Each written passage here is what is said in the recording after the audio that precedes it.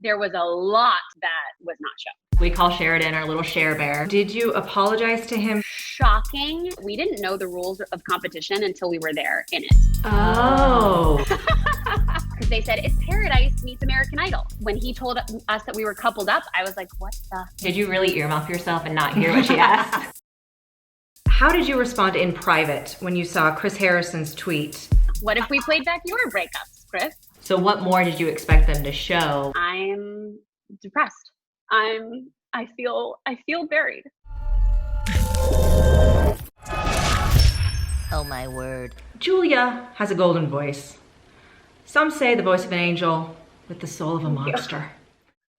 Yeah, I've heard. What did you, in all seriousness, think about being portrayed as the villain this season?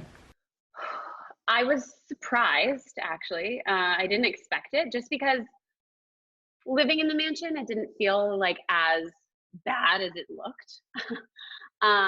So I was surprised. It's been heartbreaking, honestly. I felt like I made a lot of really great friendships in the mansion, and unfortunately all of that got clouded over by the drama. So I don't recognize the girl on the show, honestly. So what more did you expect them to show with your relationships you were building?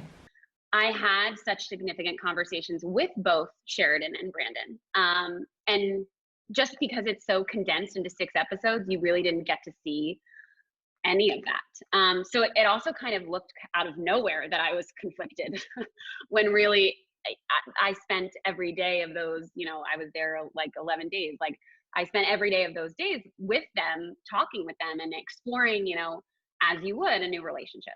Okay, so 11 days, that gives viewers kind of a more concrete amount of time, for how long you were there. Yeah. So if you had to gauge how much ended up on the cutting room floor versus what we're seeing, what would you say? Like 80% was on the cutting room floor. Yeah.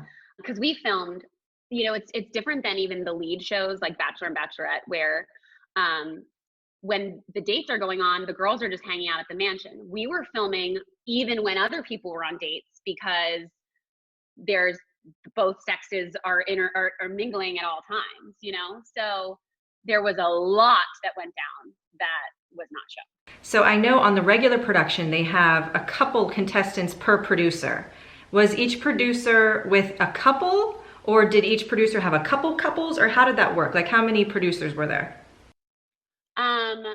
The producers kind of had a few of each like contestants. So they didn't switch to the couple aspect of it until actually after I left, when they went to Vegas, because at every time when we were at the mansion, the producers were kind of just producing the cast as a whole kind of thing. Oh, okay. So you didn't have your own producer. So I had my own producer that came and like did my hometown package.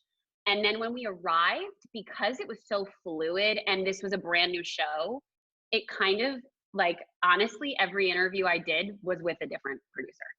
Oh. Which also kind of, I think, definitely affected the way that I even spoke in some of my interviews. Sometimes I'm like, what the hell was I thinking? More because you were comfortable with some, or? Yeah. One thing that comes back to my memory from one of the sound bites that you had. The judges said that Brandon and Savannah seemed like perhaps it wasn't as genuine or deep a connection. Ding, ding, ding. When you saw that, what was your reaction? So I am someone who says like sassy things like that in my normal life.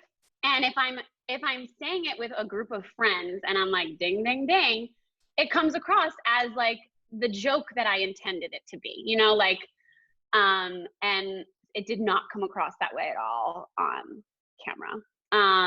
So I felt like that was definitely a moment where, context would have been great. Different context would have been great, in a situation where it's in the context of the drama, it certainly sounds a heck of a lot meaner. Right. Do you wish that your producer would have shared with you what Brandon was telling Savannah? Yeah. I mean, I was so, when I talked to Savannah about Brandon playing both of us, that was actually me trying to be like, yo, girl, this guy is bad news.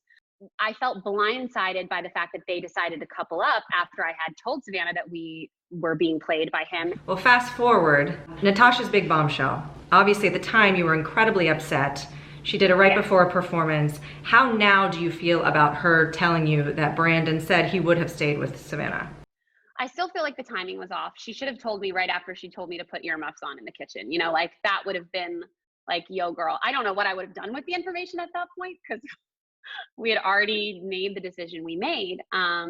Do I regret taking it out on her? Sure, but I was also trying to give my partner the benefit of the doubt.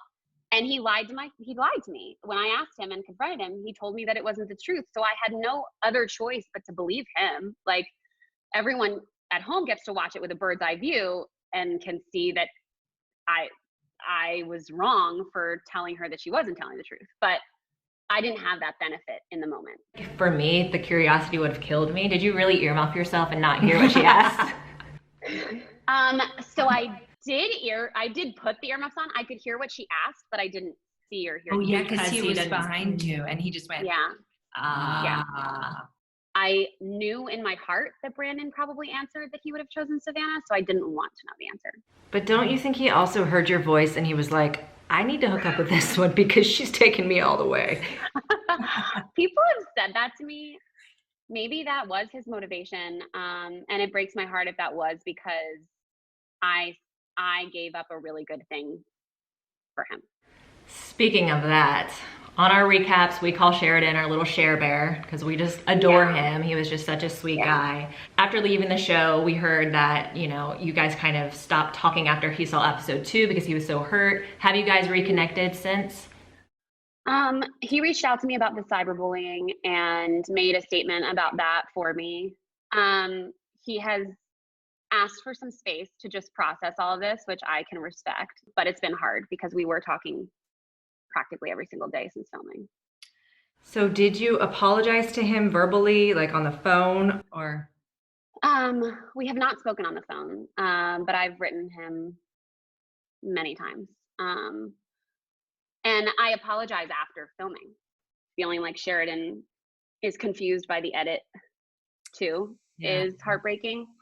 Because I think for him, it's like, wait, what this was not the Julia that I hung out with. Well, if Sheridan sees this, what do you want him to know? I just would love the door open for communication and to talk this through with him.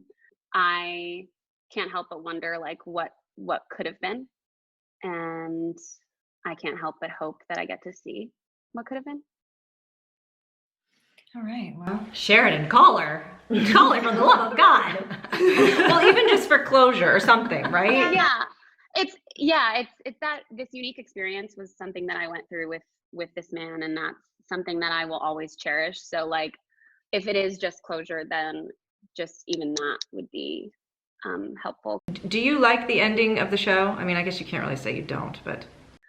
Here's my thing that honestly was part of why I spiraled so awfully on this show is that we didn't know the rules of competition until we were there in it. We found out as Chris Harrison said them every day. So it was like shocking. And when he told us that we were coupled up, I was like, what the hell? I thought this was paradise and we could rolling basis see who was working for us. Oh. So because I had watched Paradise, I binged watched Paradise beforehand to prepare because they said it's Paradise meets American Idol. And I was like, okay, great. So honestly, part of my spiral had to do with the fact that I was like, wait, you just pulled the rug out from underneath me. I was still exploring things and now I have to just shut down and be coupled up 1 week into this thing. Post-show, you've handled yourself so gracefully on social media at a really tough time for you, obviously. How did you respond in private when you saw Chris Harrison's tweet? If you're called mean while you are being dumped, listen to your feet and run. Yeah, that hurt because I don't know anyone that's really good at breaking up with somebody, let alone breaking up with somebody when there are cameras in your face, producers watching you. So that was painful. For Chris to be tweeting those things. And I also wanted to ask him how his breakups have gone. Like, what if we played back your breakups, Chris? So it's been a very difficult and dark time in my life, honestly, like getting myself together and picking myself up for these interviews and things. It's a front. how am I really feeling? I'm depressed. I am mourning two things. You know, I'm mourning that this experience ended up the way that it did for me, and I'm mourning a relationship at the same time. So it's like brutal, and I'm in quarantine. So it's just like I feel buried.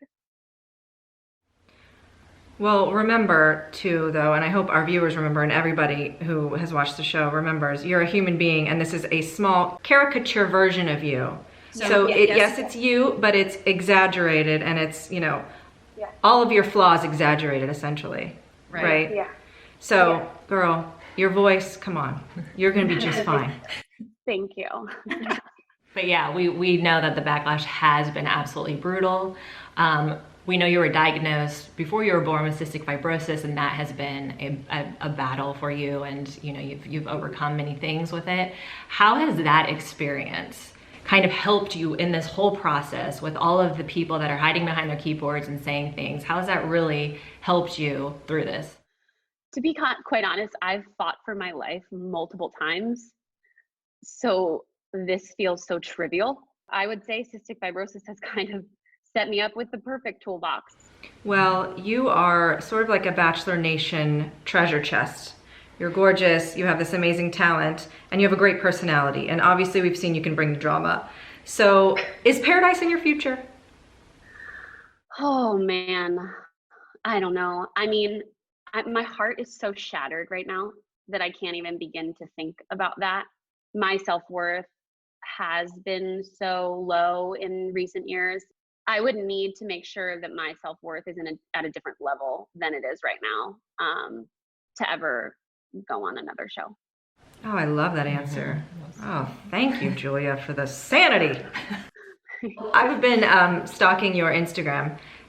You've got beautiful music on there. What's next for you? I know I'm going to be pouring myself into my nonprofit as we move forward, because music therapy in children's hospitals is something that is being kind of neglected right now because you can't be with a music therapist with infection control, and helping to facilitate ways to deliver music therapy either through Zoom calls with music therapists and supporting those programs. That's something that's really important to me and has always grounded me.